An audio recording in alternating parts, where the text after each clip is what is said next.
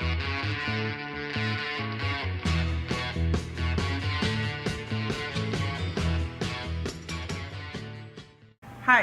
we are here with Francisco Javier Sanchez, a good friend of us, and he's gonna be helping us with our interview project.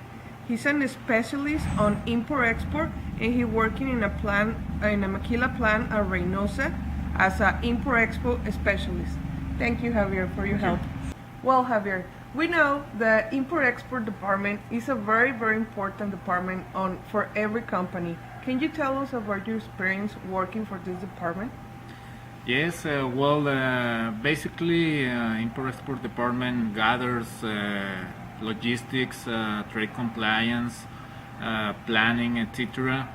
It's a really day-to-day enhanced experience and very rich experience, trying to work with all the departments in the maquila, and it's really a day-to-day learning experience.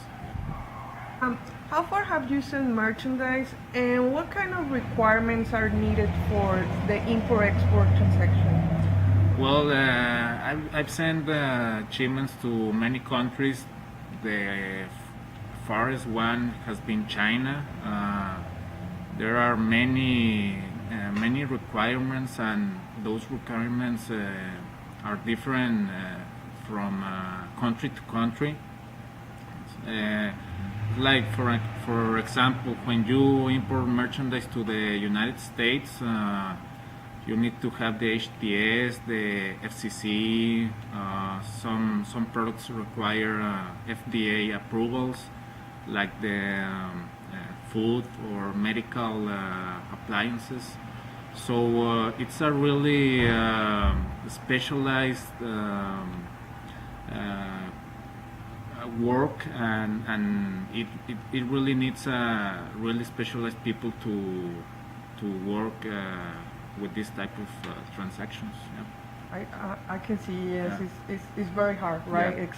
Stressing and everything, yeah. Right? That's right. About international transportation, what do you consider is the biggest issue? Well, here in Mexico, I believe is to find a company or a freight company that meets or exceeds your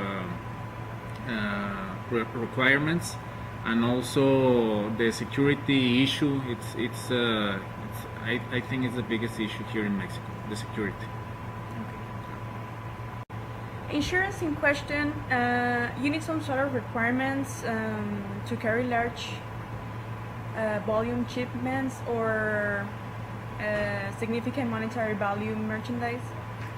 Well, normally when you ship high value merchandise, you hire like a police truck, escort, or extra truck, so he can take care of the merchandise. It's just like an additional truck that goes besides with the truck that has the shipment. Do you use Incoterms? Which one? Tell us about it. Yes, we use Incoterms on everyday transactions. The most common one that we use is DAP, in the past known as DDU, Delivery Duty Unpaid. This one, basically the cheaper takes care of, talking about imports, us being the importer, the cheaper takes care of the freight, of the insurances, and we only pay the duties on our country. That's the one we use. Thank you. Yeah. Which transportation did you use more often, and why? The main transport that we use is truck, because 90% of our operations go to a warehouse in Far Texas, so and Kane, Far Texas, Reynosa, etc. So it's mainly truck, and the other percentage is air shipments. Well, thank you to share with us your experience in this interview, and we appreciate it. Okay, thank you for inviting me.